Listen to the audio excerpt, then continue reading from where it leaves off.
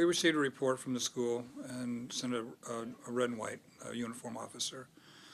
A report was taken, and the matter was turned over to our youth officers.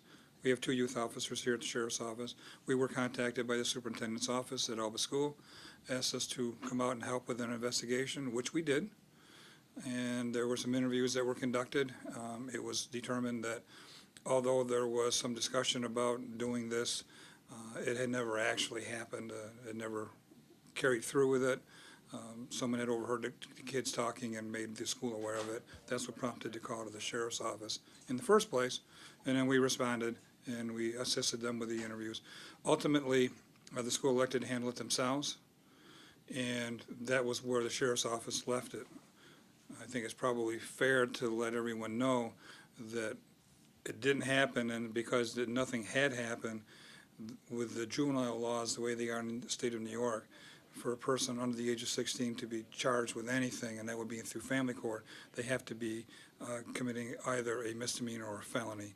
And in this case, nothing happened. So our options were very limited as to what the police could do. The only thing we did do to the school was make a possibility that they could refer it to youth court. These students were apparently unhappy with the teacher and decided amongst themselves that they were going to do something that might cause her harm. It never came to fruition.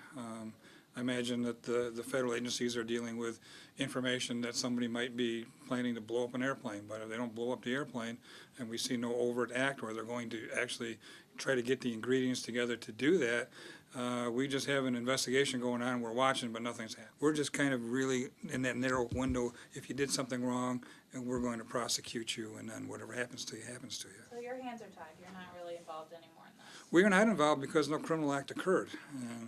You know, there's nothing for us to do, other than we made a referral for, they could use youth court if they wanted to.